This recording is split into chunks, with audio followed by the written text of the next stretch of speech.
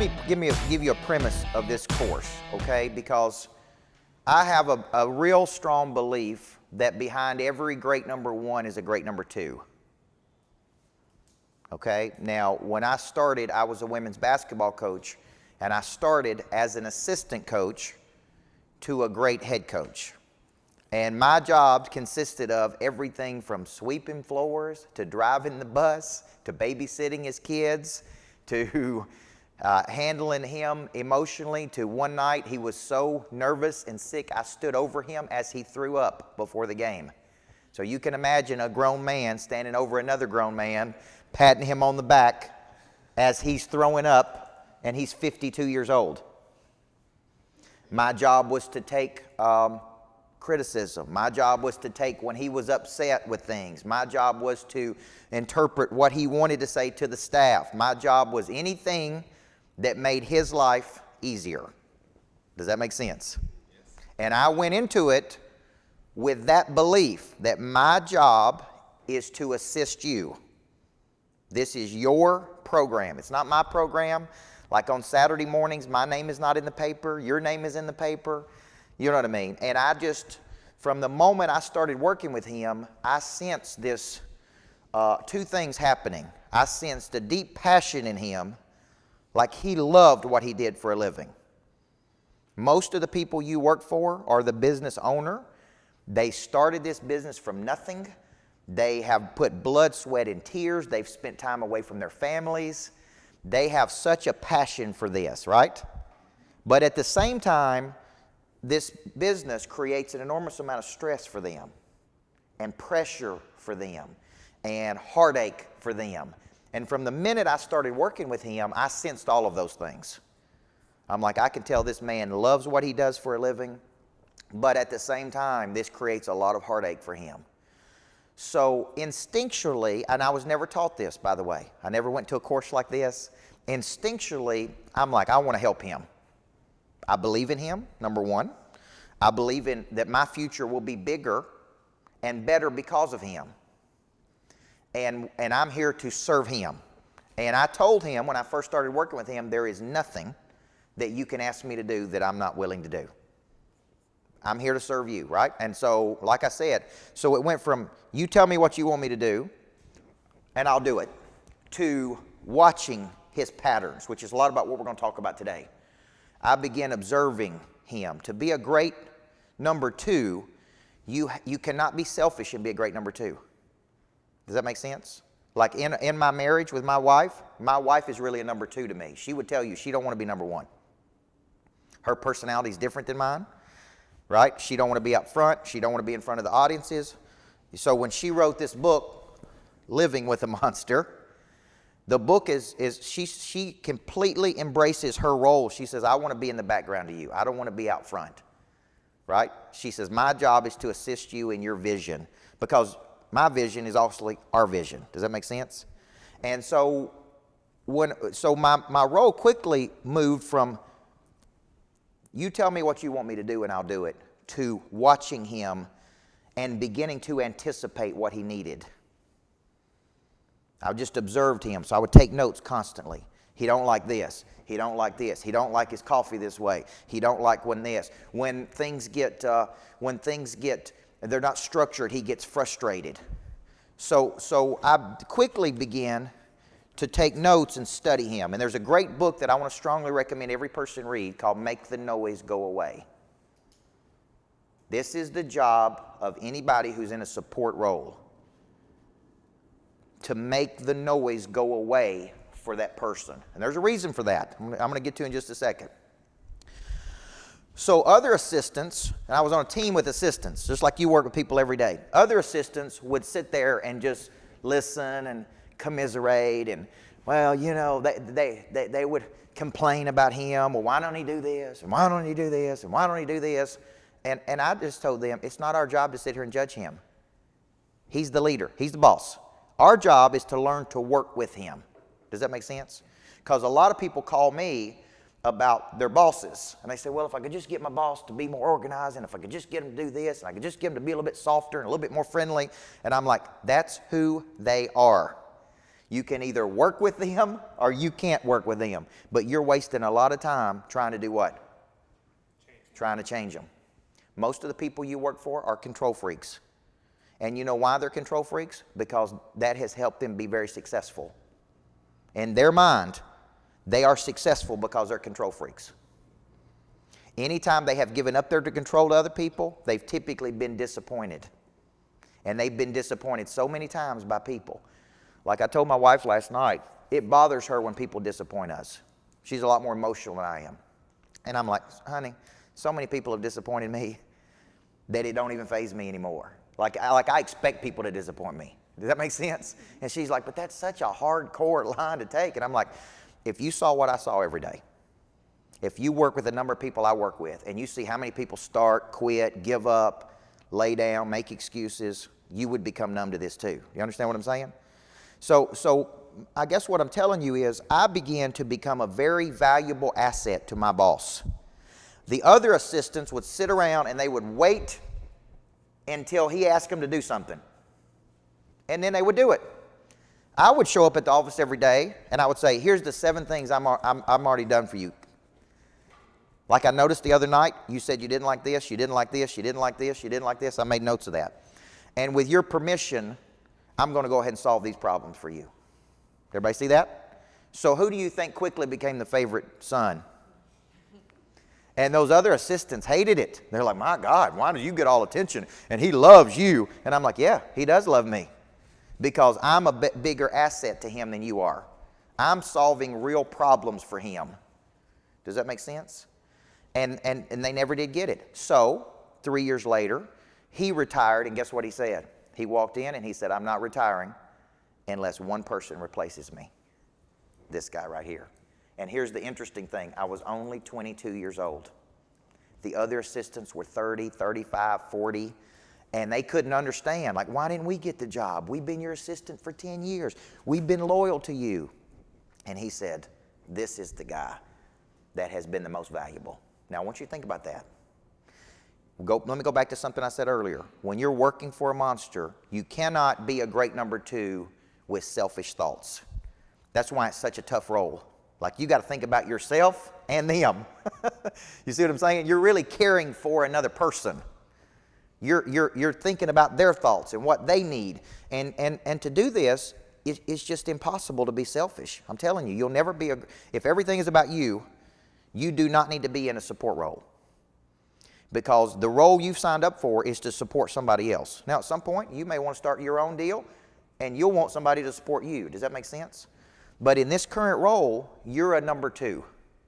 They're the number 1. Now, let's go inside the mind of a monster for a second. How do they think? When you think about monster producers, okay, the people I coach, the entrepreneurs, the business owners, here, let me give you some thought patterns of how they think. They change their mind frequently. They are irritable. They liked something yesterday and they don't like it today. They are constantly getting new information. So as they get new information, they make quick judgments. It's like, oh, I learned something new this morning, we're changing this. I listened to a podcast, I'm moving this. They're very fluid in their thoughts. Okay, now that's one type of monster. Okay, then there's another type of monster that's very rigid in their thoughts. They don't want to change. They're not open to ideas. They don't want to hear it. Do you understand what I'm saying? But most of the people I coach are very fluid in their thoughts. So what they're doing is they're thinking and they're adjusting and they're getting information and they're learning and they're growing and they're coming to you and they're just rapid fire throwing these things at you. Hey, we're doing this. Hey, we're doing this. Hey, we're doing this. Hey, we're doing this. Hey, we're doing this. And you're like, whoa, whoa, whoa. Like I'm not even finished with what I did yesterday. Like you asked me to do 10 things yesterday. Now you've asked me to do 10 more things today. Okay? In their mind, all of those things are important. Everybody with me? But they have overrides. Let me give you an example. For me, an override is sales. In my opinion, selling something every day overrides everything. Does everybody understand what I'm saying? So when it comes to me, if we got a choice to do this or this produces money and this don't, this is what we're doing. Right? Because it's all about what's the best opportunity we're sitting on right now. And so what I'm doing is I'm filtering decisions, and I'm going, this is a much bigger opportunity than this. We need to quit doing this, and we need to start doing this. Everybody understand what I'm saying? Now, you may say, we've been working on this for 6 months. Don't matter. I got new information. This is a bigger opportunity. This is where we're spending our time. And you may feel like 6 months worth of work has gone down the drains. No, it didn't go down the drains, because we may come back to that, and we may use that. Everybody understand what I'm saying? So you have a choice as a number 2 to spend your time complaining about the number 1 and trying to change them. Or you have a choice to say, this is how God made them. They're probably type A's. Like I'm a firstborn type A Leo. You know, have you ever studied those things? I'm high controlling, high paced, no nonsense, no excuses, suck it up buttercup and let's go. You understand what I'm saying? I'm non-emotional, I'm non-sensitive, right? You're like, man, it'd be great working with this guy, wouldn't it? But let me tell you something, the people that work with me, that think like I do, love working with me. The people that don't think like that don't like working with me, which is why I'm only interested in hiring people that think the same way I do. Does that make sense? Versus trying to conform or get a person to convert to who I am. I'm tough-minded, so I don't listen to excuses. I'm not interested in excuses. I'm not interested in whining. I'm not interested in complaining. I'm not interested in drama. All of those things to me are a distraction away from what we should be doing. When we're at work, we should be at work, which does not mean we should be doing personal things. We shouldn't be text messaging people. If you see how many times I talk to my wife in a day, it's typically once, if that, and it's a very short period of time. I don't have long conversations. We don't text back and forth all day long, because what am I doing when I'm at work? I'm working. Now, when I go home, I'm at home. Did everybody see that? So I take my phone when I go home, and I sit it down, and I don't look at it again. I may look at it one time to make sure nothing big happened. So when I'm at home, I'm at home. And when I'm at work, I'm at work. Does that make sense? And I've told my wife, this is not personal time. This is not time for us to go back and forth with each other. If you need something from me, call me or text me, and we'll work it out. If it's a problem, call me. But I'm at work. Now, most of the people you work for, do they think the same way I do, yes or no? So you got to understand, to me, when you do things during the day for yourself, you are stealing from the company. And y'all are accountants, so y'all understand this. When you take personal time and do things during the workday of what you're being paid for, you're actually taking money from the company that you're accepting money from, okay? Now, you may not think that's a big deal until you own your own company, right? So I noticed, like I watch with my employees, are they having conversations about work? Are they having conversations about personal conversations? Because this is not a place to have personal conversations. Chelsea and I don't need to talk about what we did this weekend or what we did last week or what's going on with her husband or kids all day long. We can have a short conversation, but we don't need to sit there and talk about that for 10 or 15 or 20 minutes. That's an inappropriate conversation to have at work. Everybody understand? Okay? Now you say, does a guy ever think about these things? Of course I do.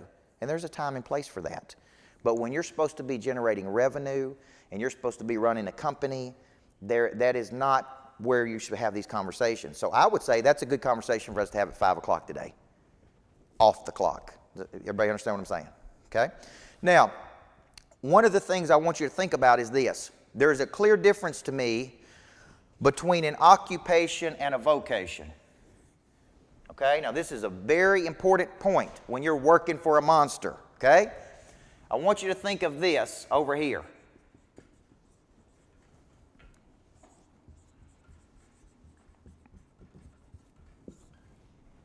What's the difference between those two things?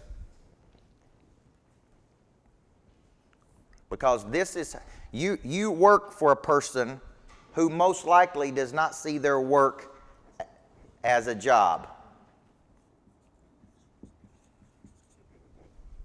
Occupation is that which occupies your time in which you receive a paycheck for. Okay? Now, everything I teach is whole person theory. So I want you to think of it like this. Body, mind, heart, spirit. These are 4 parts of a person's nature. Statistics tell us that 67% of people who go to work every day. They dress up, paint up, spray up, pretty up, show up. They're at work, but guess where they're not at? They're not at work. How could they be at work and not be at work?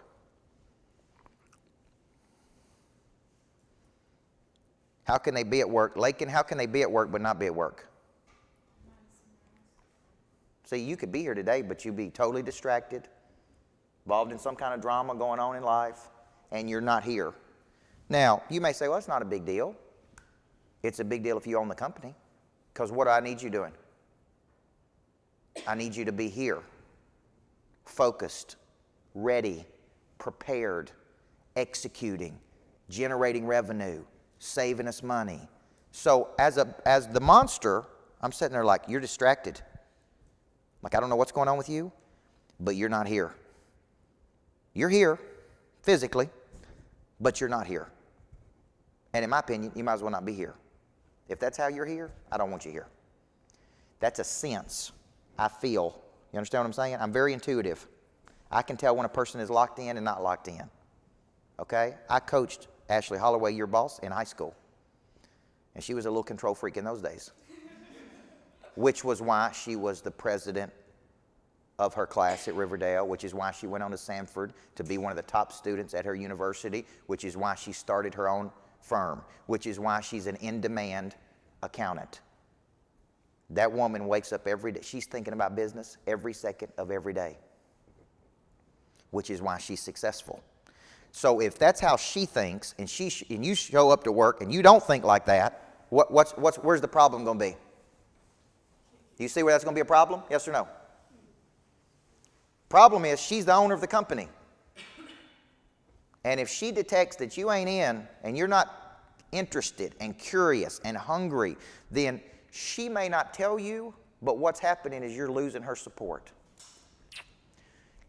I say a lot to our students, the worst thing you can lose from another person is their support. Does that make sense? And the way you lose support is by not being all in.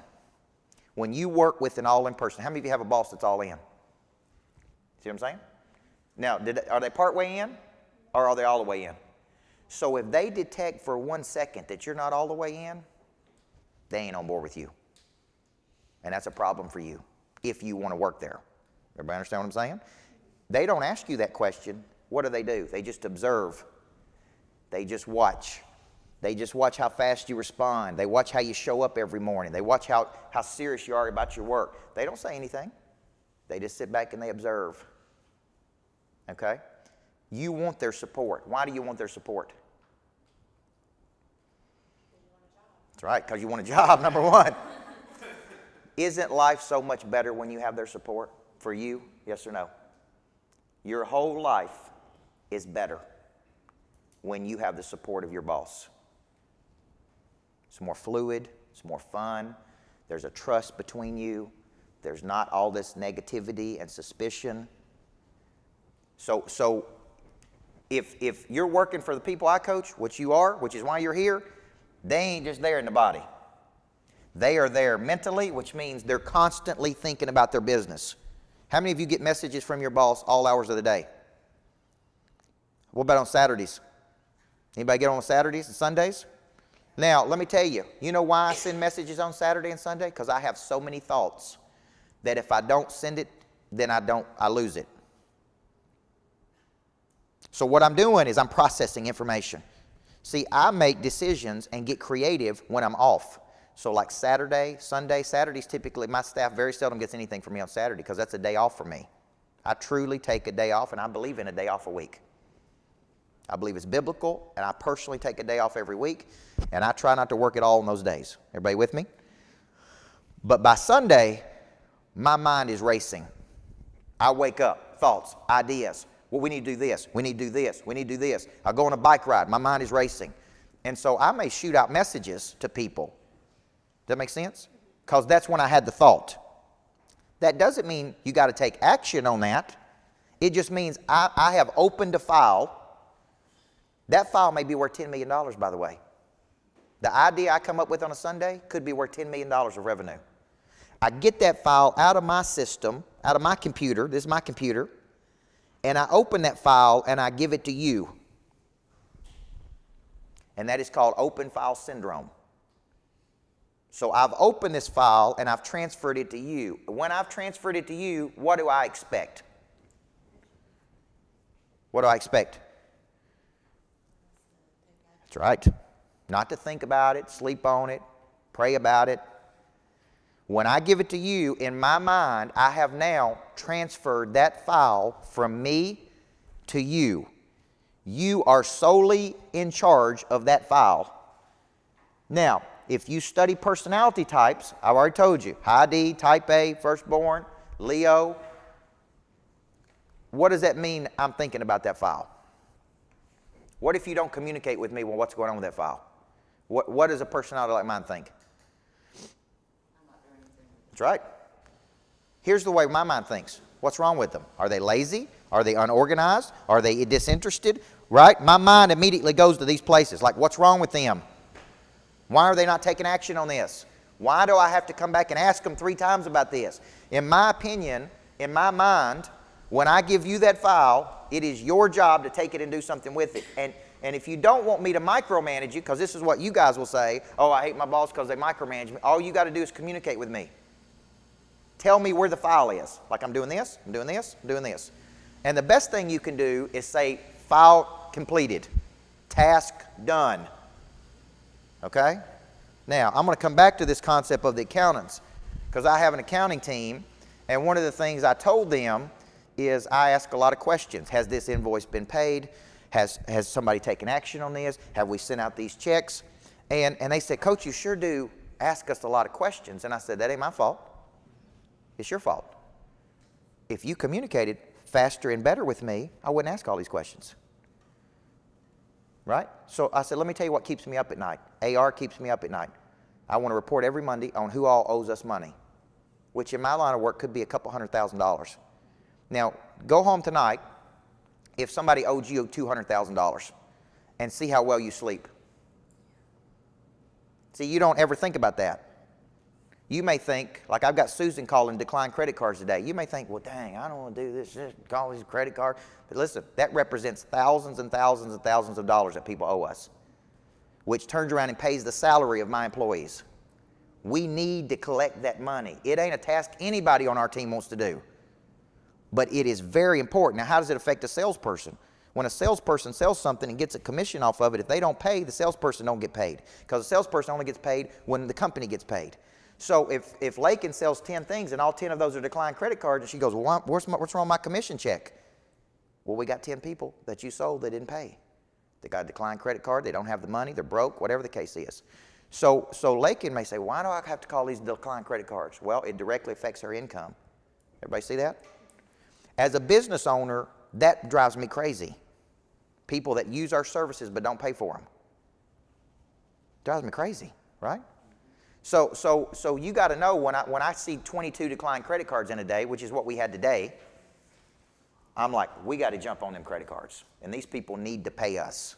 You follow what I'm saying? Because I know I've showed up every day to coach them, and they hadn't paid us for that coaching. Okay? So when you're thinking about this concept, the monster is thinking about their work all the time. And the main reason they're thinking about it all the time is because it's not a job. Now, here's the stats. 67% of people in the United States show up to work, and they're there, but they're not there. Have you ever worked with a person that was there but not there? Yes or no? Yes. And they're there physically, but they're not engaged. They don't seem to care. And when you hear me use the words care, they don't have any heart and passion for it. It's like, so what? Don't matter. Go through the motions. Get through the day. Spirit is they don't have any confidence or belief. So here's where a lot of people show up, and here's what the stats is, which is this is sad for the United States. 67% of people show up to a job, and they're not even there. That's stealing. Every one of those people should be fired. That's my bottom line. If you're going to take money from somebody and not do the work, then you don't need to be there. Okay? That's just my basic opinion as a business owner. Now, monsters see their work as vocations. This is from the Latin term voice or calling in work, voice or calling in life. They see work as the distribution channel for talent. So they have an incredible amount of what? Passion, interest, drive. They're curious. They're learning. They're growing. They've taken all the risk. They've showed up. They've started the business. So they don't see their work like it's a job. They see it as like, man, this is my calling in life. This is part of what I'm supposed to be doing. So there is no boundary to them between when their day starts or when it don't, because they're always thinking about it. Which is why I think about my business on Sunday, and why I think about it on Monday and Tuesday. And when I'm at the movies with my wife, I'm thinking about it. When I'm at dinner, I take a notebook with me to dinner. When I go on vacation, I pack a suitcase just for books. Now, my wife would say, why do you do that? I can't believe you do that. Here's what she said. I live and married a freaking monster.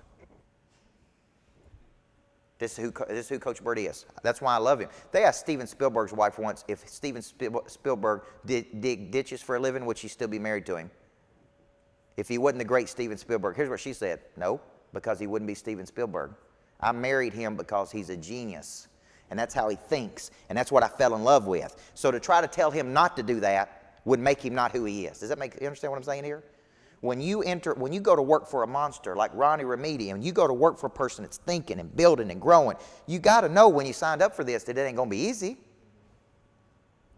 But is that what you want?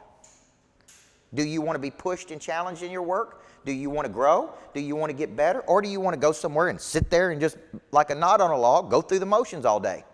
Right? I tell my people, I'm going to push you like you have never been pushed in your life. I'm going to challenge you like you've never been challenged in your life. Because to me, if you're not growing, you're dying, man. Now, if you don't want to be pushed, you don't need to work with me. You need to go somewhere where you can see it, do whatever you want to, and there's jobs out there you can do it, and be totally mindless and numb to your work. But I see my work as what? This is my calling in life. This is what God put me on this earth to do. So if I don't have passion for it, why am I doing it, right? Like, I think life's too short to do things every day that you're not supposed to be doing. And I can't tell you how many people do this, by the way. So what I'm trying to show you is the mind of a monster producer, okay? Which they have incredible, unrealistic expectations of everybody, including theirself. You understand what I'm saying? Like, they have ridiculous expectations of themselves first, which means they're going to have ridiculous expectations of you. Okay? If you don't understand their mindset, so let me ask you this question. What could you do to understand their mindset? Because most assistants never do this. Most people never do this. What could you do to think like they think? To respond like they would respond? To anticipate their needs? To be 2 steps ahead of them versus 2 steps behind them? What could you do in your role to do this? And Chelsea's going to work you through some exercises. Okay? Communicate. How much communication? So here's a big misnomer that I would even tell my staff. My staff says this a lot to me. Well, I don't want to bother you. Here's what I would tell you. When you don't communicate with me, I think you're disinterested. I prefer you to communicate more with me. Because I reward effort. Like if you're trying, so what you should be doing all the time is asking me questions. Coach, how do we do this? Coach, I noticed you do this. Coach, how can I do this better? Coach, will you listen to my phone call and help me make a better phone call? Will you help me close this deal a little bit? Show me how to do it because I know you how to do it. Well, to me, when you don't show curiosity, I take that as you're done interested. Does that make sense? Now, I want you to think about this. Is it true that your boss shows the most attention to the people that seem the most interested at work? Yes or no? So people that think like I do don't give attention to people that they don't think are interested. When I was a basketball coach, I only coached the top 8 players. I had 15 on the team, but I only had so much bandwidth. So I focused all my attention on the people that were the hungriest. Does that make sense? So if you want to grow, you need to get closer to your boss.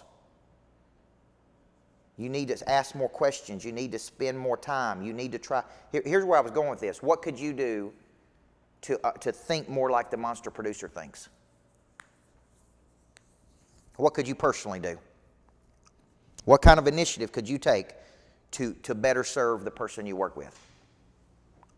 I found success shadowing Sean. There you go. If I need to sit in appointments or listen to his phone calls, that does help with hearing how he deals with certain situations. That's right. Here's what you need to know. You need to know every preference they have.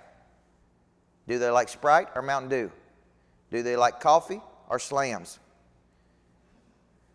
What hotels do they like to stay at? What seat on an airplane do they like to sit in?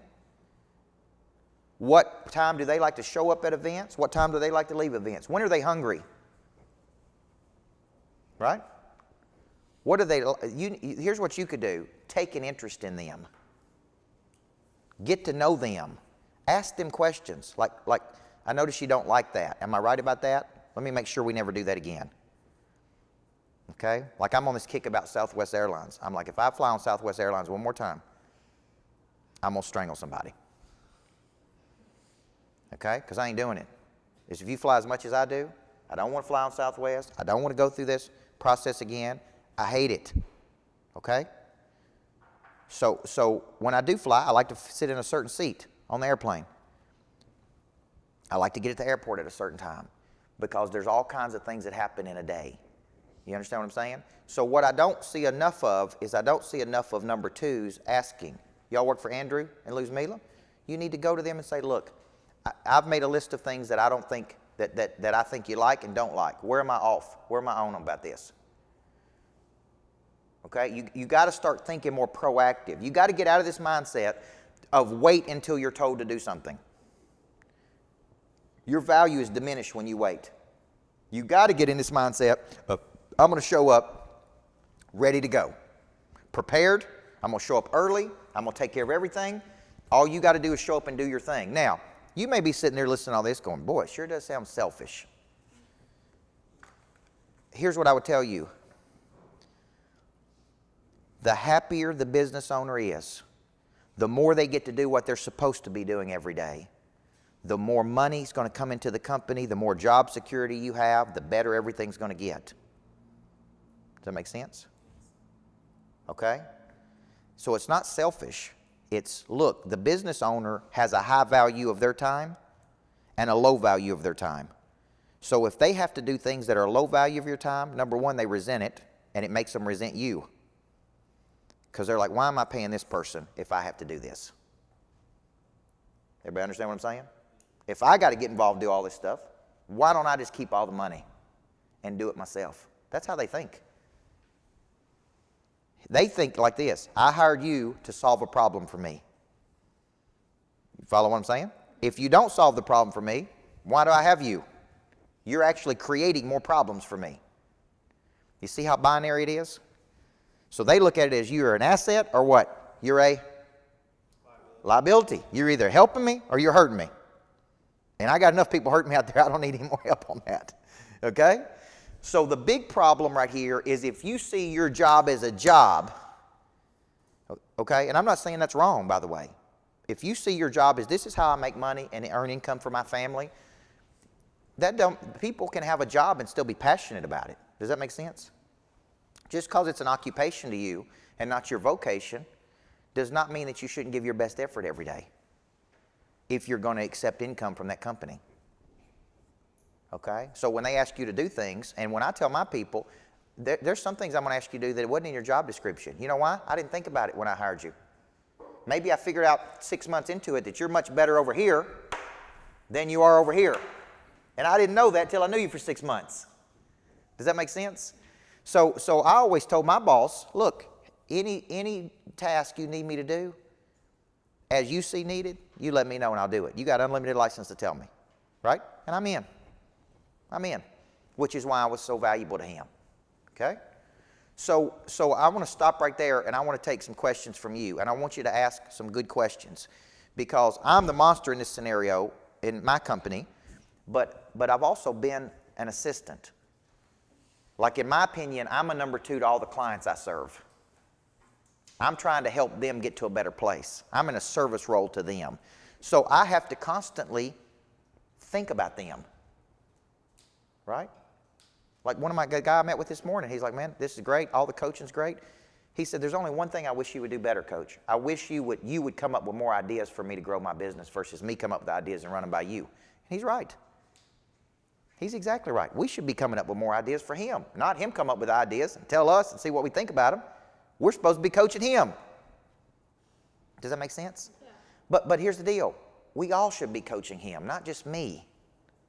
Because when you put 700 people on me, and it's totally my responsibility. Like with Sean, he's out there talking to people, getting new clients. If you say, Sean, this is all on you, brother. You got to sell it. You got to promote it. You got to deliver it. You got to love on them. You got to handle the issues and the complaints with it. Sean is going to resent you because he's like, dang, AC, help me out, brother. Like, take a few more steps here. Do you understand what I'm saying here? There's not an equal distribution of help here. And so I think you got to get in your mindset that all bosses see employees as liabilities or assets. And I've told my team, my wife and I own this business together because we're married. So if my wife rolls in here one day and says to an employee, hey, I need you to do this, you should take it as if who said it? I said it. Because if I have to go home and listen to my wife talk about my employees, that ain't good for you. Because she's going to say, now why are we paying them again? Notice we use the word we. Why are we paying them again? Why are we doing this? What are they doing? And it happens all the time. You know, in your business, it's a husband and wife, right? But if Sean's wife walked in one day and said, look, here's what I want, you need to think Sean said it to you. Because there's nothing worse than losing the support of a spouse of a business owner. Jack and his wife own their business together, right, Jack? And listen, if Jack's wife ain't on board and he's got to listen to it, that's a problem for him, but it's a problem for you. So I see this dynamic happen a lot, is people don't spend enough time winning over the spouse. They don't talk to them, they don't spend any time with them, they don't get to know them, they don't. In my opinion, if you're an employee of that company and it's a small business, you are working for the husband and the wife because they own that business straight up. Everybody see that? Okay?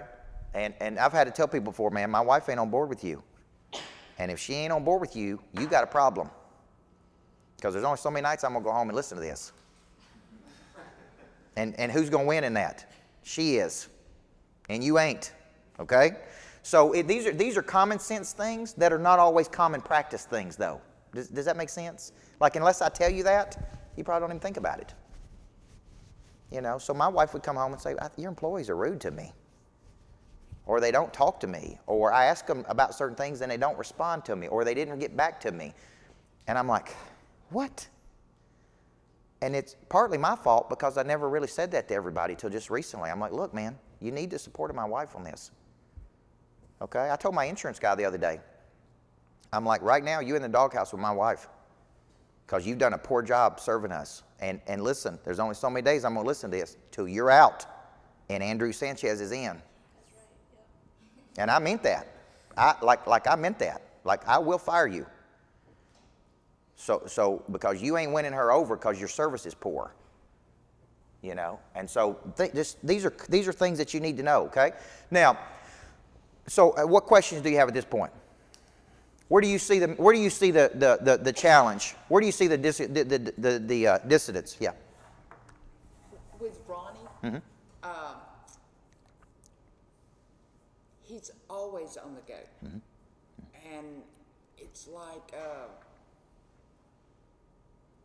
you know how you feel like you're bothering him. Yeah. Yeah. Because he goes so much. Yep. How do you stop? Yeah. And get that time? That's a great question, because I would tell you that most employees don't get enough time with the owner of the company, right. And I even think that about my company. Here's what I think you got to be careful about doing. I think the way you present your ideas to your boss is very critical. Okay? And because that is a sale you're trying to make to him or her. Even when you're bringing ideas to the table, if they're scattered they're going to see that as a liability. If you need more time with them, you need to do a better job of being prepared when you present ideas to them. And you need to get it, don't throw them things like random. Like make a list of 7 things and say, there's 7 things I need to talk to you about, and put it on the schedule. And say, these are things I need to discuss with you. Now, if you can get in the concept of a rhythm, I'm not a big meeting person, so I don't like meetings on top of meetings because my mind is running too fast. But I do like when information is well organized and you're making a pitch to me and you're selling me on a concept like, Coach, let me give you the pros and cons of why we need to do this. Or I need to schedule 15 minutes with you and let's go through these things. Okay? When you throw them at me random, it's very hard for me while I'm moving so fast. I'm actually banking on you organizing information for me. Does that make sense? But you're not bothering me. You're only bothering me if you bring me low-level questions that you can handle. Like sometimes I get questions, I'm like, I don't need to be handling that. Don't even ask me that question. Like, reserve your questions for big things. Okay? Now, I had a boss once, Chelsea and I worked for the same guy, who I would walk in his office, and if his face was red, that meant his blood pressure was up, and I would just turn around and walk out. I'd walk in there, and I'd say, hey, Mr. Nolan, he'd be like, what do you want? And I'm like, nothing, just stop by to say hello, and I'd walk right out the door. But I figured something out. If I called him on Monday morning, after a weekend off, and I needed to pitch him a big idea, I'd be sitting out front of the school 6:45 when he came in, and I'd say, if I could just get 14 or 15 minutes of your time, I got something I want to share with you. And he'd say, come on in, let's talk about it. Now, I have watched him to understand that, right? So what I'm telling you is, you're not bothering your boss. You're only bothering your boss if you bring them low-level things that you should handle.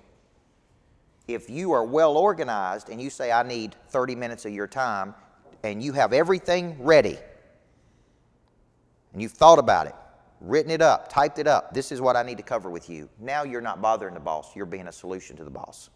But you may ask Ronnie, there's certain things I need from you. When is the best time that you'd like to talk about this? Like, for example, I don't like to take any meetings during prospecting time. So if we're supposed to be prospecting from 9 to 11 and we're supposed to be generating money, in my mind, every second I'm over here doing this, I can't do this. And what did I tell you my override was? Sales is always number one.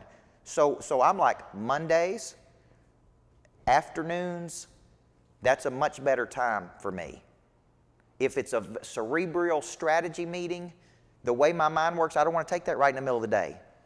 So if I'm meeting, we got app developers and they want to meet with me, that's a meeting that's going to take 2 hours. We're going to strategize. I want to do it from 4 to 6 in the afternoon after my day is almost over, because I don't want to be sitting in that meeting thinking about, man, I need to be selling something. I need to be selling something. I need to be selling something. You follow what I'm saying? Because I get distracted very easily. So I don't think you're bothering him. I think you ask him, when I need to present ideas to you, when is the best time to do that? Would you like for me to call you? Would you like me to schedule a time every week? Would you like to knock it out in one meeting? Let him tell you. But I want to use the word bothering. I want you to think of bothering different than interest. Like, I look at a person's interest and curiosity. What I'm doing is I'm observing you, and I'm going, are you really that interested in getting better at your job? Because you don't ever ask me any questions. You don't ever show any interest. You're not reading anything. You're not listening to any podcasts. You're not asking for my help on. Yeah, you see what I'm saying? I associate that with disinterest. Because if you were truly interested, what would you be doing? Asking questions, studying, reading, learning. You would be showing me that you're growth oriented. Most bosses reward what? Effort. Show up early. Be willing to stay late, do the extra mile. Now, you're going to say, well, that's outside the scope of my job responsibility. When you work for a monster, they don't think like that. They never think 8 to 5, 30-minute, 40-minute lunch. Let me tell you something. If you're supposed to take a 45-minute lunch, at 45 minutes, you know what they're doing? Where are they at? Why are they not here? If you're supposed to be there at 8:15, if it's 8:17, what are they thinking? Why aren't they here? Why are they late? Are they disinterested? Do they ever show up early? Do they ever stay late? Are they ever willing to go beyond the job responsibility? Or is it, does that make sense? What I'm saying is you're going to work for some people that are very corporate, 8 to 5, 45-minute lunch, don't talk about work ever. Most of you work for entrepreneurs. These are hustlers. These are people that are constantly working. So what do they think you should be doing? They think you ought to be working too. And when you're not, they're like, come on, man. Are you lazy? Right? Here's how they think. You can't get it all in the day? What does a monster think? Get up earlier. Get your butt out of bed in the morning. Go work out early before work. Go like the way a monster thinks is, look, that we're going to get it all in today because I'm just going to get up earlier. You see what I'm saying? You see where I'm going with this? All right, what questions do you have over here?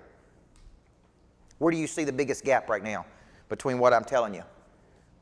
What's hit home with you so far? I think there's a balance of building morale in a company to have some personal conversations. Yes.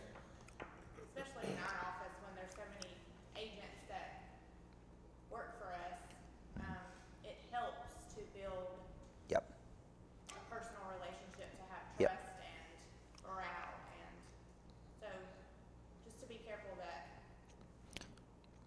I am, Yeah. I'm upfront. Yeah. I agree. Taking too much time on, I agree with that. Is that your opinion or is that the opinion of the owner?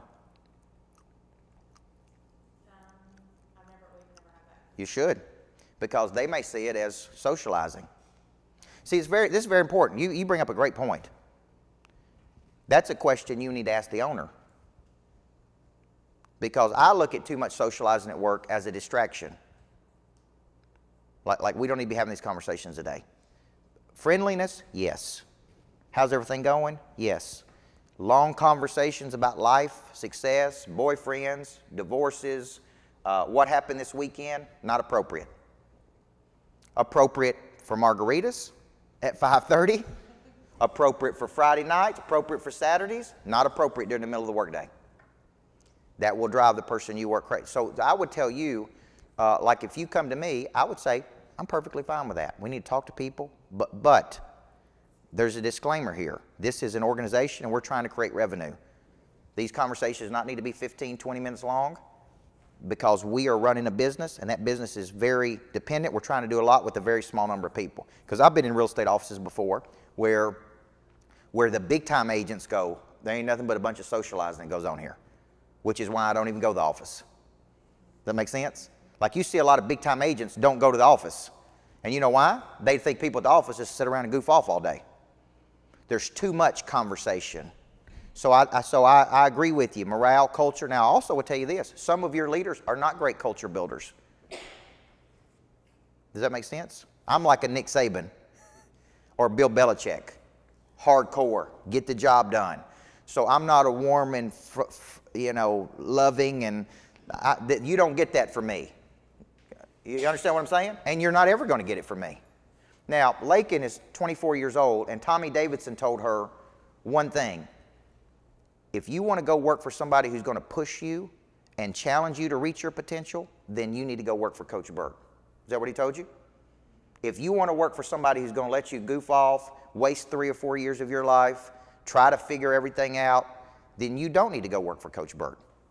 But if you're a person who is serious about your potential, this is the guy you need to work for. Now, he didn't say Coach Burt's going to be warm and friendly and fuzzy and he's going to have company holiday parties, and you understand what I'm saying? What he said is this guy's going to push and challenge you like you've never been pushed before. And there's some days you ain't even going to like him. But that's exactly what you need right now. Everybody see that? Ashley Holloway is just like me. Okay? When I say we're not sensitive people, we're not sensitive people. You understand what I'm saying? So you're not going to get a bunch of that from her. And if you do want that, then you probably need to go somewhere else. But what are you going to get from her? A woman who should inspire you, who shows up every day and is like, I'm a real businesswoman. I show up, I grow up, and I deliver. And this is, if you want to be part of this, does that make sense? So I'm also telling you, don't expect your boss to be something they're not. Like if my team expects me to be all warm and friendly and fuzzy, they got an expectation that's wrong. So it's not fair to me for them to go, well, I wish he would do this and I wish he would do that. Remember what I told you earlier? That's who they are. Like some of you have worked with bosses who are great at that. Okay? Some of you work with bosses who are not great at that. Okay? So what you're doing is, this is a personality trait. Did everybody understand where I'm going with this? That's how God made them. So I suspect Ronnie Remedy's not going to be one of those guys either. He's a serious business guy. Wants you to show up every day, train, prepare, be ready. So you can't expect Ronnie to, it's going to be fun and friendly every day. He's like, let's get the job done. That's who he is. So sometimes I see, because I hear a lot of employees, they come to me and they say, well, I wish my boss would do this. And I'm like, look, you just need to get that out of your system. Either you can work with them or you can't, because they're not changing. That's who they are. Now, part of the reason is they've been successful doing it that way. Tony Robbins went through 43 assistants in 1 year. Tony Robbins is one of the greatest self-help motivational gurus in the world. He's running a $400 million company, and he went through, that's almost one a week, because they didn't meet his expectation. Now, why don't you be the one? Now, you may say, well, what's wrong with Tony Robbins? Why can't he change? What is he going to say to you? Are you Tony Robbins or am I? Have you built a $400 million company, or have I built a $400 million company? Does that make sense? So his expectations are just crazy. But that's what you get when you work with Tony Robbins every day. And you get to walk on coals, hot coals too. Isn't that fun? Now, what other questions do you have? Lakin, what questions do you have? Chelsea? Okay, all right. She's going to break down some exercises for you to do. I see, here's the real deal. This room should be full with people that are in your role. I just think this should be taught in every school in America. It should be taught, preparing you to work with that person. Now, I didn't get into some things she's going to get into. Anticipation. Asking them what makes the noise go away in their life. Okay? Asking them their preferences. Being 2 steps ahead of them versus behind them. High levels of initiative. High problem-solving skills. Let me give you another one. High retention system. Like you need an incredible retention system when you work with the monster. That means you need to be able to handle loads and loads of information. Because you don't need to go back and ask them again. Well, what did you mean about this? Well, what did you think about this? Or I didn't take notes on that. Or what's happening on this? You need to be able to absorb and write it out and then go back and codify it. Okay? Because I want to get you 2 steps ahead of them. Not 2 steps behind. You need to be looking at their schedule 3-4 months in advance. Not the week of or the day of. You need to notice any problems that you have on the schedule.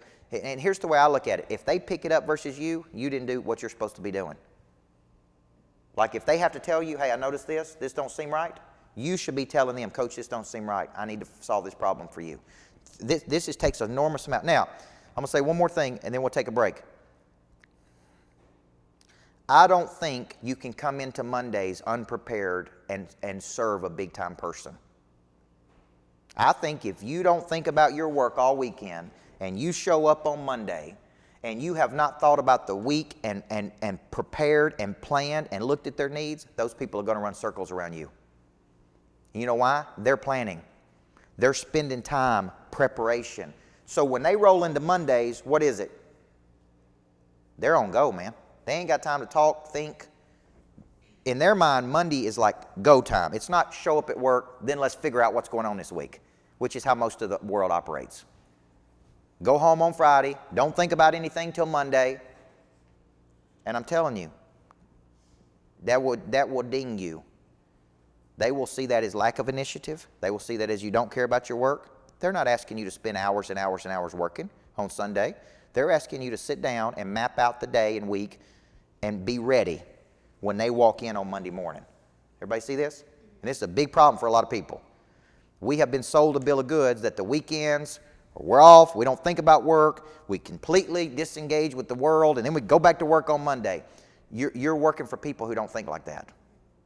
And that's a problem for you because they're going to look at you as lazy, like you ain't ready to help me. You didn't show up ready to help me. You're 3 and 4 steps behind me. You need to get 3 and 4 steps ahead of me. Does that make sense? Now, at any part did I say this was going to be easy? I didn't say it's going to be easy because I'm asking an incredible amount from you. Okay? Now, here's your alternative. Go work in a job where you can just sit there and do nothing. And they're out there.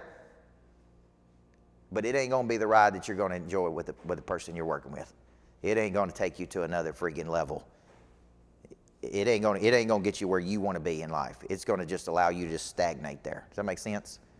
You got to make up your mind if you want to be pushed or not, challenged or not. Okay? And if this is a good fit for you. Now, culture, dress attire, what you wear, how you look, how you present. It's very critical. Okay? And there's going to be times to dress down, and there's going to be times to dress up. Does that make sense? And you need to ask the business owner those questions, right? You just don't need to assume. You just don't need to show up dressed down, especially if it's client interfacing. You don't need to show up dressed down without asking, is it appropriate for us to wear comfortable clothes? Does that make sense? And you never need to be dressed down lower than the boss is. But here's the deal. You're going to say, well, the boss wears this and the boss wears that. Why can't I wear it? You ain't the boss. Steve Jobs wore blue jeans and a turtleneck, but he's worth $7 billion. So he can wear whatever he wants to. Does that make sense? You can't hold yourself to the standard like, well, why can't I do that, but the boss can do it? You understand what I'm saying? I wore a suit when I worked with Coach Short. He could wear khakis and a shirt. But I never wanted to be less dressed than him. So I'm like, look, I'm just going to go the safe route here. And if I was going to wear khakis, I'd go to him and say, Coach Short, is it appropriate for us to wear a Nike shirt and khaki pants? And he'd say, yes, that's fine. But I always, out of respect for him, did what? Ask him. It's his deal. So I don't know where I learned these things, but they're valuable, okay? So has this first session been okay for you? Yes. I got to get you thinking like this. Pretend it's your business. Just pretend it was your business. And how would you run it if you were your business, right? And how would you do it different? Because you're different than they are, okay? So we're going to take a break, and then when we come back, Chelsea is going to lead you through some exercises. And I think it's going to be very, very good for you from her perspective. She handles my kids division, the Greatness Factory for Kids. She's also been an assistant under a person running a pretty big organization, one of the largest schools in Tennessee. Okay, and he really entrusted her to do a lot of things, and so she had to learn how to work with a person. You're working with a difficult person. Like I said, they can be irritable. This morning I was irritable. Why? I don't know. I went and worked out. I ate a good breakfast. There's just certain things going on in the business I don't like. Right? Some of them you know, some of them you don't know. There's certain arrangements I have I don't like. There's certain things I don't like. Now, I hate that. I'm sorry. But you don't burden that like I do. I have to shoulder that burden. Does that make sense? So some days I ain't in a good mood. I'm not Captain Positive, okay? And I'm in the motivation business. But there's some days I wake up and I'm like, dang, do I have to deal with this today? Again? Or do I have to do this? Or do I have to do that? Or, I'm constantly... we're closing on a $1.3 million property this afternoon, and I got to write a check for $260,000 cash out of my bank account. I'm excited and scared at the same time because here's what I got to do: figure out how to make money with it. Does that make sense? I believe it's going to make money. That's why I'm buying it. But still, if you had to walk in today and write a $260,000 check, you'd probably be a little nervous too, right? So that's on my mind this morning. How do we make it work? How do we make money with it? How do we generate this? How do we do that? That doesn't count the 700 customers we got. You understand what I'm saying? So I got a lot going on up here every day, which is why I need you to come in ready versus bring me something little. I need you to, sometimes I just need my space, right? It's a good session. I'm having fun. Chelsea, we could teach this all day. I think they all have a job All right, let's take a short break, and then we'll come back. So get you, if you need some coffee, if you need some water, if you need snacks, and then let's take about 10 minutes, and then Chelsea's going to take over and start coaching some, okay?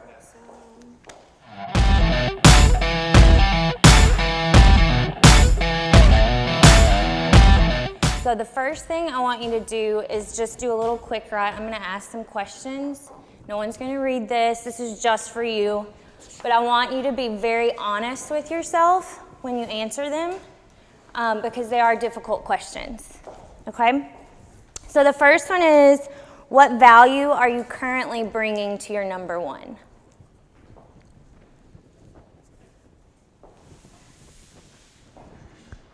Like if you're an asset, how are you valuable to your boss?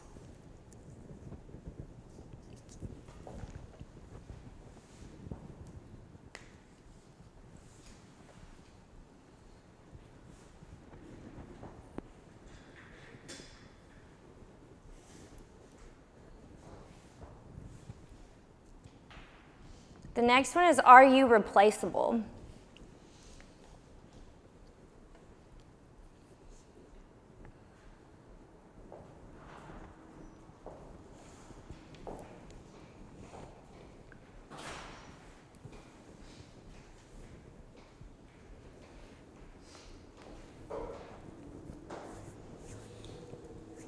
And the last one, are you a must-have or a nice-to-have?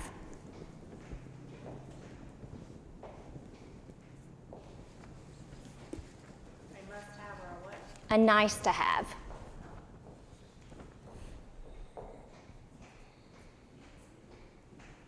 So throughout our activity today, I just want you to continuously keep going back to those questions and your answers. And when you leave, hopefully, whatever you have written down, you're going to be able to have an improved answer for that, because we want to make sure that you leave here more valuable than when we started, okay? So first, Coach Burke kind of stole my thunder. We're going to talk about preferences for your boss.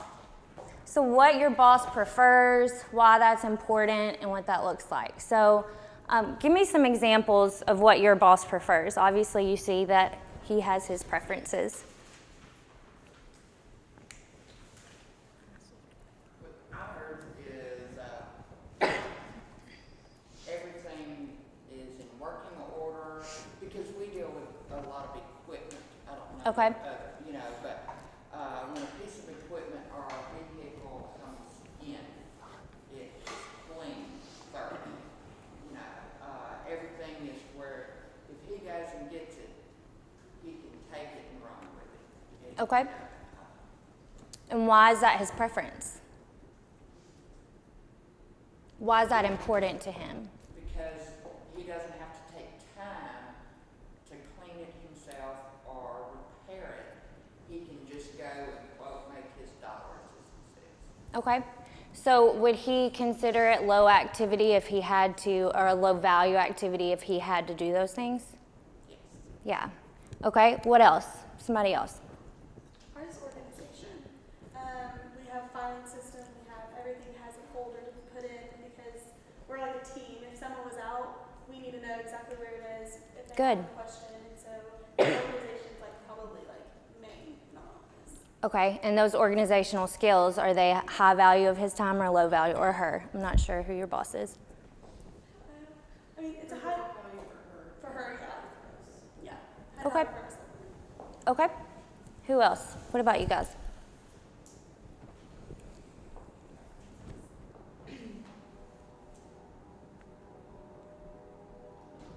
A preference of your job. Like personal, Sure. or she likes Pepsi. Okay. Good. Good. What else?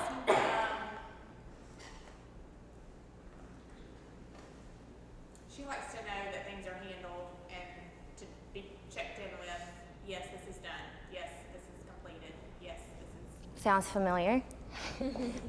Okay, so I'm going to give you an example for Coach Burt. Traveling. He's on the road all the time, and Susan can tell you that he has his preferences. An aisle seat.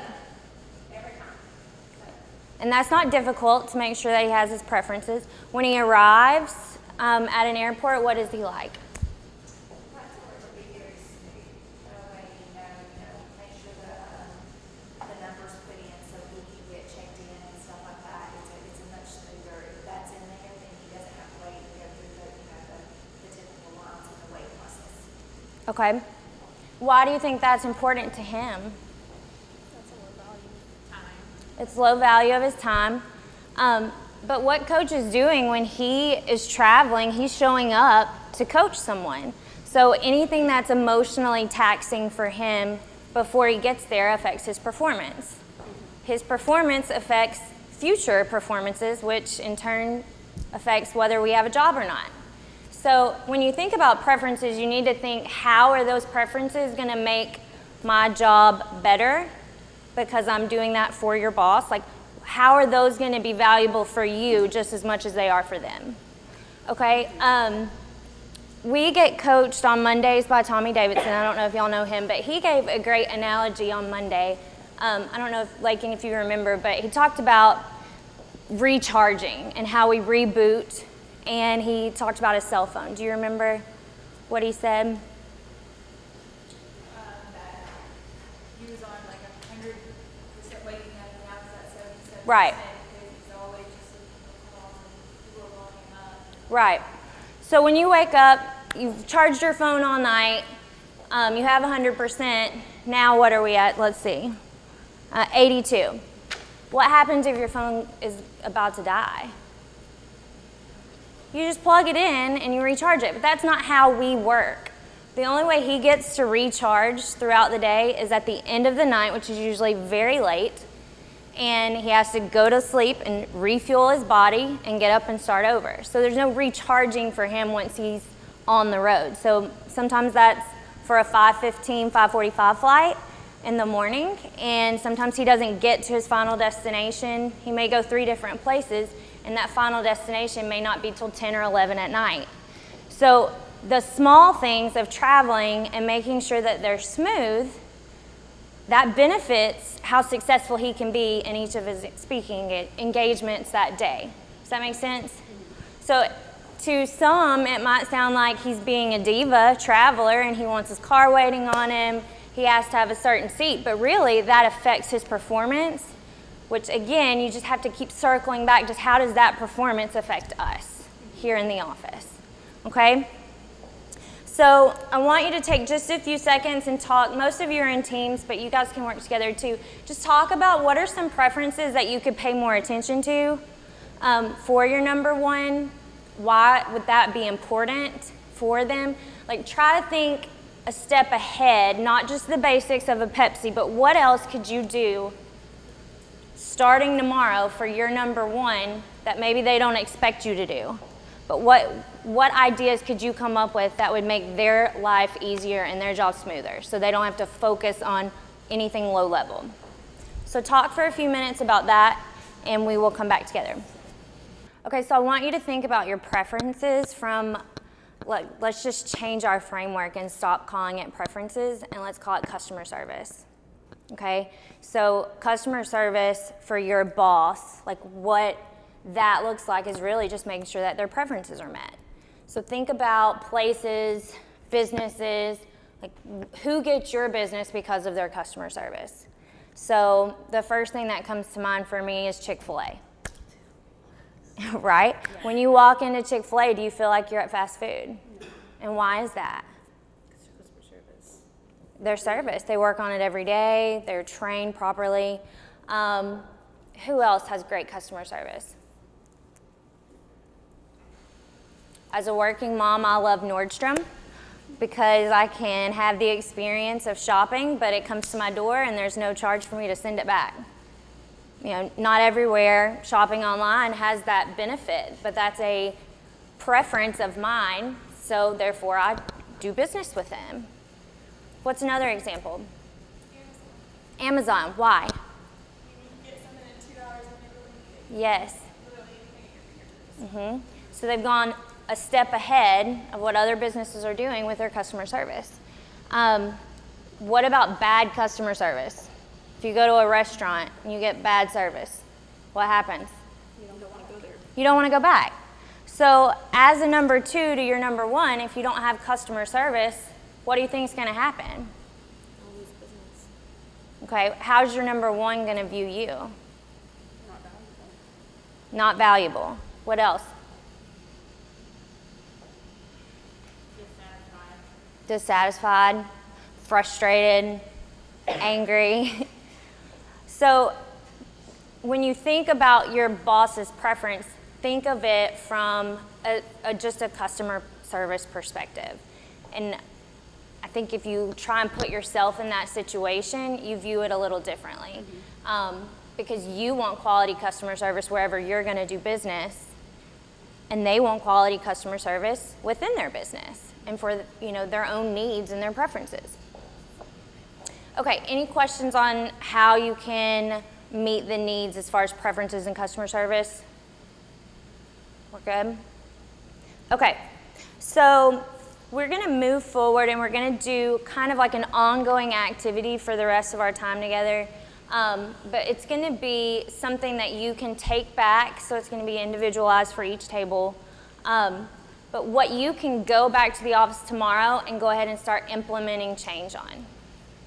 Obviously, once you come up with your plan today, you do want to follow through and make sure that your number 1 is okay with your plan before you just take action. But that's the goal for you guys today.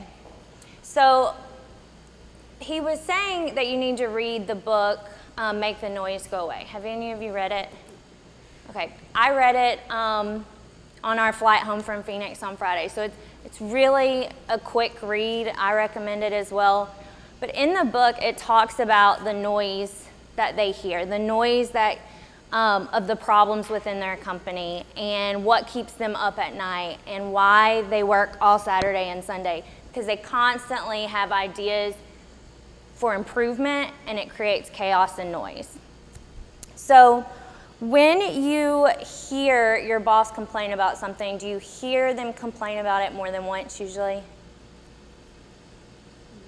Okay, I'll give you an example. I've worked for Coach Burt for 3 months now, I think.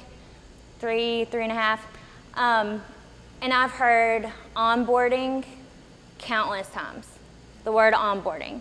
So I know just by listening to his conversations that that's something he is very repetitive about. Our onboarding system is not where I want it to be.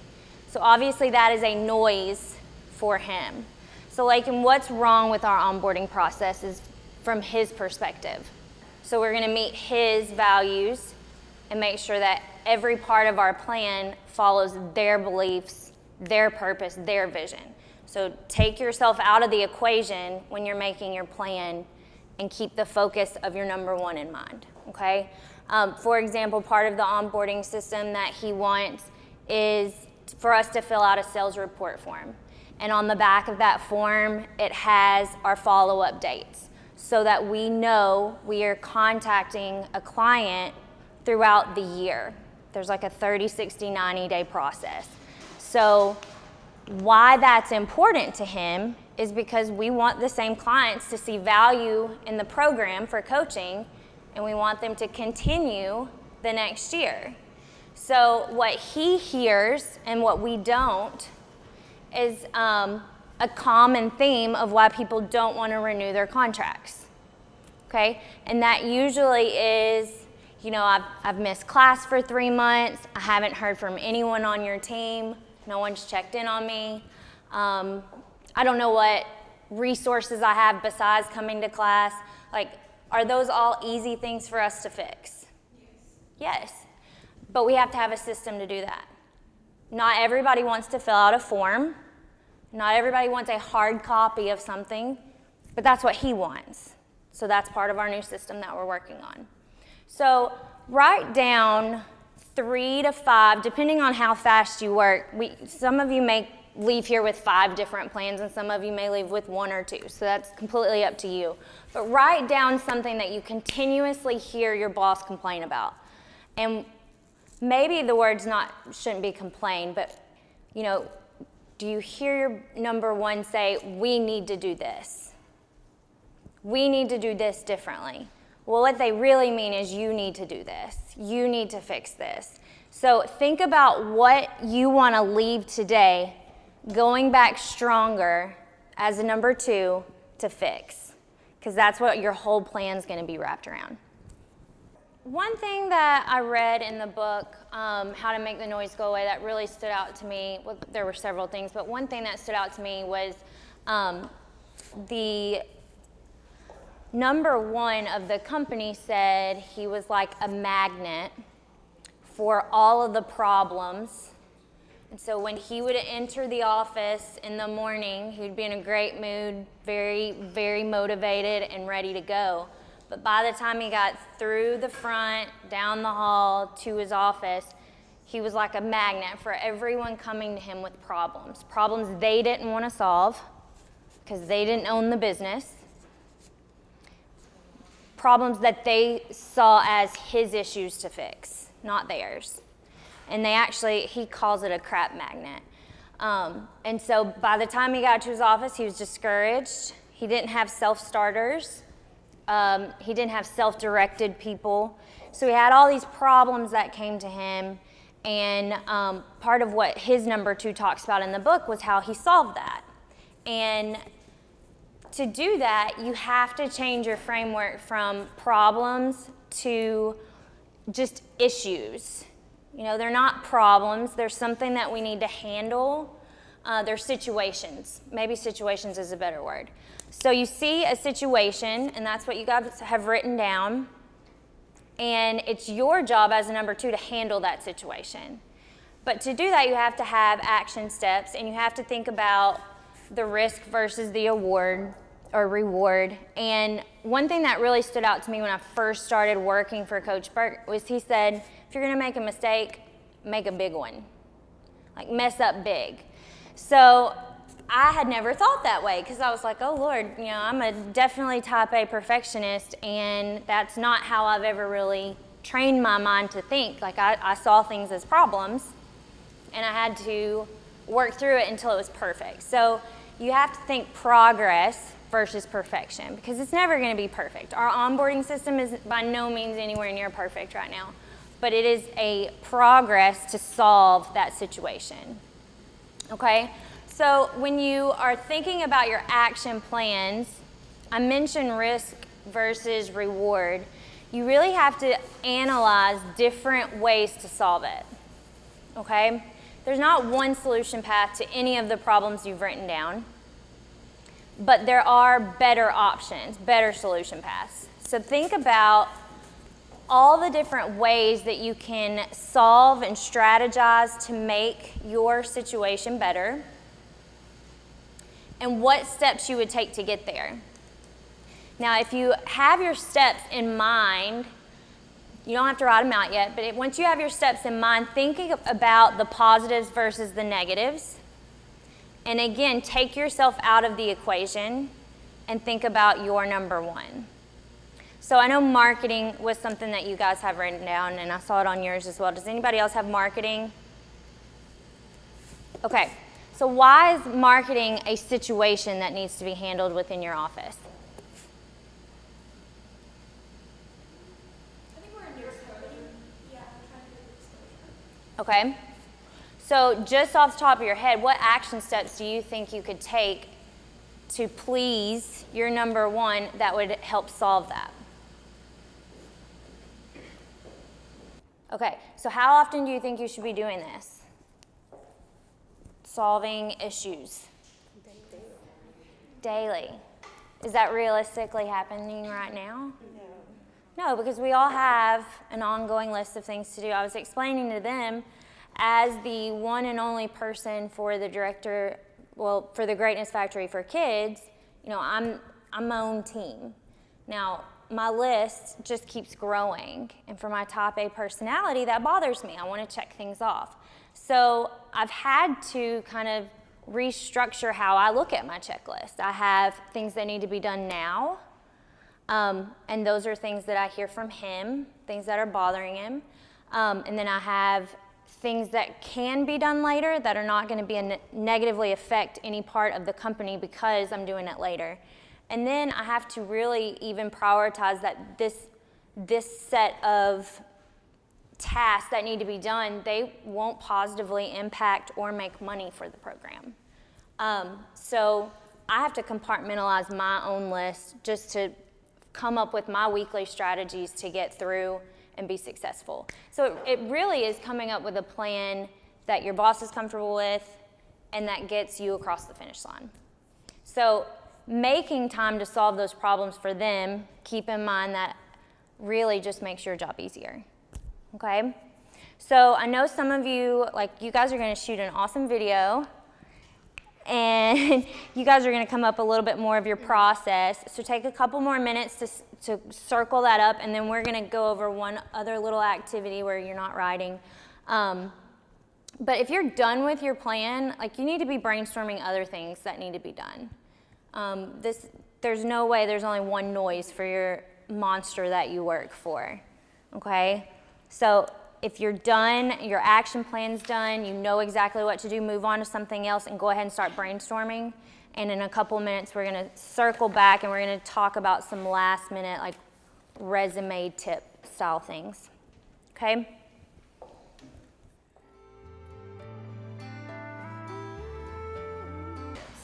In our situation, since Good.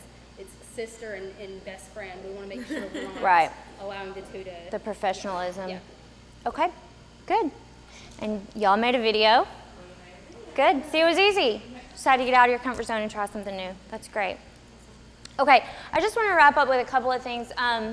Before I had this job, I was an assistant principal at Riverdale High School, which is here in town. And one thing that my boss really trusted me with was looking through resumes, setting up interviews based on those resumes, and making, well, I was a math teacher before, so math was kind of my department, math and science. So those were the interviews that I conducted.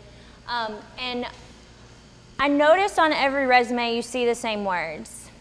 You see responsible, professional. What other skills do you constantly hear just as common resume bullet points? Diligent, time management, reliable.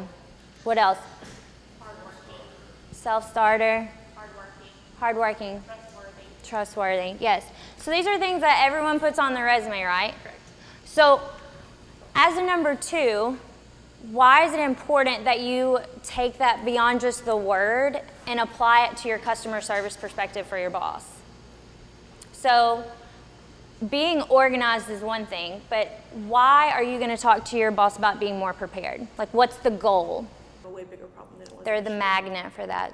Okay, so when we started planning for this event, we asked some questions from the monsters and number ones, and you know, those were the words that they kept saying that number 2s needed help with.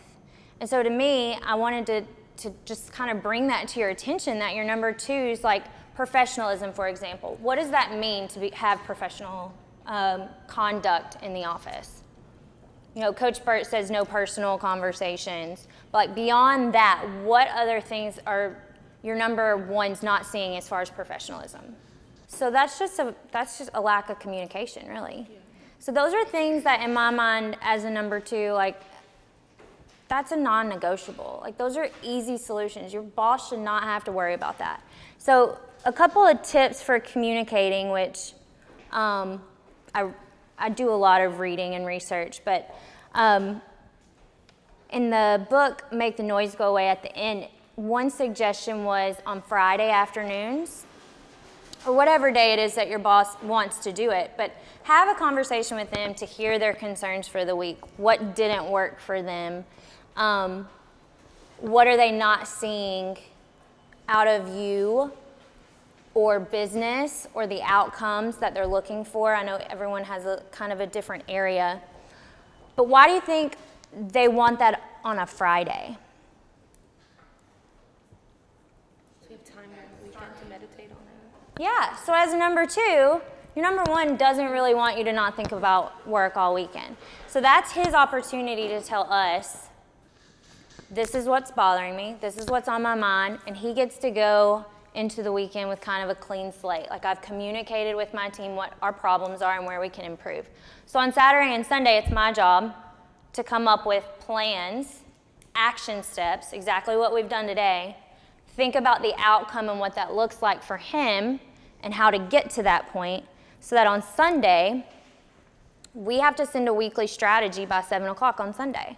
What are we going to accomplish for the week? So if that's not something you're doing, that would impress your number one for sure, because you're going to come in on Monday ready to go. But anything that he has a complaint about, we have to have an action step for it ready to go on Monday. Like I said, it's progress, it's not perfection. So just hearing those concerns, it's going to bring more value to you, because you're going to be able to solve those and get started faster to solve those. So when you hear those concerns, keep in mind that you have to think about the ending outcome first from your number one's perspective. Why is it bothering? Why is it causing noise? What does it look like to be clear for them? And then come up with your action steps to get there. And consider the consequences of your action steps and your solution paths. Like, is this going to be a positive or a negative outcome? What objections might we face? How can we overcome those before they ever come our way? So really just start to think more proactively instead of reactively. Okay? Do y'all have any questions, concerns, anything you want to go over? Are these easy things to do? I mean, it's like you said, they're common sense. I mean, AC, you're doing a lot of them, if not all of them. You hear them and you think of it and you think, this is easy, I can do this. But why we're not doing it is the key that's missing. So really try and place yourself as the business owner. What would make you feel satisfied and successful and empowered and accomplished at the end of every day, and make sure you take those steps so that that takes place for them. I mean, he goes home at night exhausted and he wakes up every morning ready to go again. So it's key for us to constantly be on our toes, and we have tons of room for improvement on that. You heard him, he was aggravated this morning.